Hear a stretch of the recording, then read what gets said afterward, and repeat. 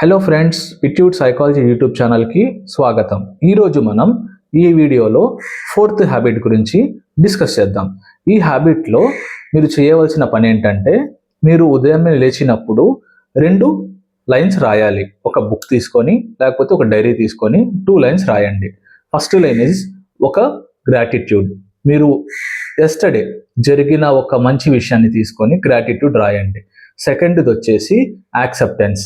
ఈరోజు సాయంత్రం వరకు ఏం జరిగినా సరే, అంటే ఈరోజు ఈవినింగ్ వరకు మీరు వర్క్లో ఏం మంచి జరిగినా చెడు జరిగినా దాన్ని యాక్సెప్ట్ చేస్తారని ఇంకో లైన్ రాయండి.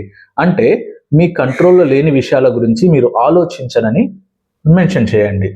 ఓకే, దీనివల్ల ఏం జరిగిద్దో, బెనిఫిట్ ఏం జరిగిద్దో మీరు కామెంట్ బాక్స్లో కామెంట్ చేయండి. మీకు ఈ వీడియో నచ్చినట్లయితే వీడియోని లైక్ చేయండి, ఛానల్ని షేర్ చేయండి, ఛానల్ని సబ్స్క్రైబ్ చేయండి. Thank you for watching.